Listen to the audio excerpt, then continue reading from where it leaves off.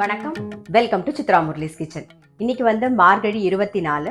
இன்னைக்கு என்ன பிரசாதம் பார்க்க போறோம்னா உளுந்து பொடி சாதம் தான் நம்ம எப்படி பண்றதுன்னு பார்க்க போறோம். ஸோ அதுக்கு நான் எப்பயும் போல ஒரு கப்பு அரிசி எடுத்து சாதம் வந்து உதுருதுரா வடிச்சு ரெடியா எடுத்து வச்சிருக்கேன். இங்க பாருங்க, நல்லா ரெடியா இருக்கு. ஸோ இந்த பக்கம் வந்து வெறும் கடாய் வச்சிருக்கேன். இதுல வந்து நம்ம ட்ரையா வந்து உளுந்தை வந்து வறுத்துக்க போறோம். நான் வந்து கருப்பு உளுந்து எடுத்திருக்கேன். ஒரு 3 டேபிள் ஸ்பூன் கருப்பு உளுந்து. நீங்க வெள்ளை உளுந்து கூட எடுத்துக்கலாம், எது இருக்கோ அதை எடுத்துக்கலாம். நான் இன்னைக்கு கருப்பு உளுந்து எடுத்திருக்கேன், ஒரு 3 டேபிள் ஸ்பூன்.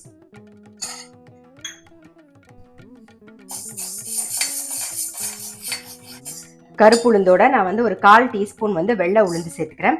ஏன்னா வந்து கருப்பு உளுந்து வந்து செவக்கிறது வந்து நமக்கு தெரியாது. ஸோ வெள்ளை உளுந்தோட சேர்ந்து வரும்போது அது நமக்கு கண்டுபிடிச்சிடலாம் ஈஸியா. ஸோ அதுக்காக ஒரு 1/4 டீஸ்பூன் தான் சேர்த்திருக்கேன்.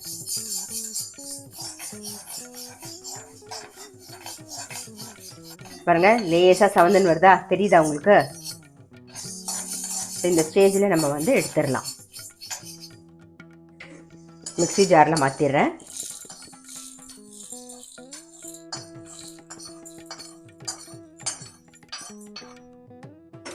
இப்போ இதில் ஒரே ஒரு ட்ராப் எண்ணெய் விட்டுக்கலாம். 2 கட்டி பெருங்காயம்,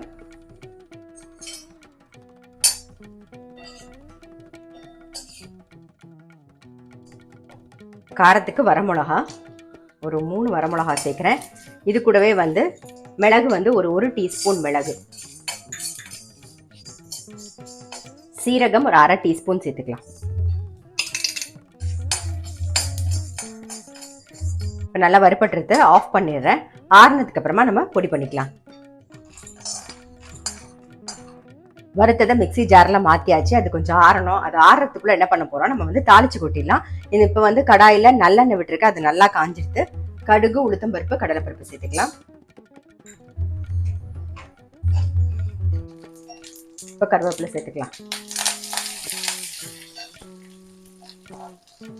இந்த அப்படியே சாதத்தில் சேர்த்துருவோம்.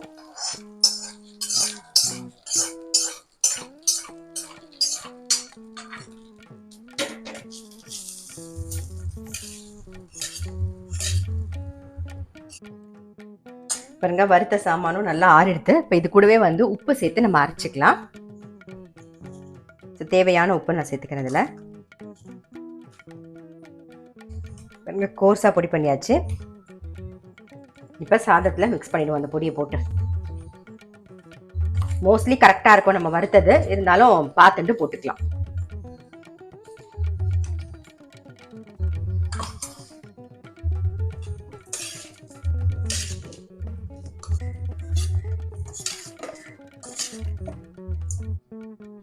அவ்வளோதான், இன்னைக்கான பிரசாதம் வந்து உளுந்து பொடி சாதம். நம்மளுடைய உளுந்து பொடி சாதம் வந்து ரெடி ஆயிட்டு. கண்டிப்பா நீங்களும் வந்து ட்ரை பண்ணி பாருங்க.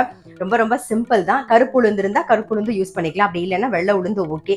கருப்பு உளுந்து வறுக்கிறது தெரியாது இருக்கு, அந்த செவக்கிறது தெரியாது இல்லையா நமக்கு, அதனால கொஞ்சமா வந்து வெள்ளை உளுந்து சேர்த்து வறுத்துக்கோங்க. ரொம்ப ரொம்ப சிம்பிள். கண்டிப்பா ட்ரை பண்ணி பாருங்க. நான் நாளைக்கு இன்னொரு பிரசாதத்தோட உங்களை சந்திக்கிறேன்.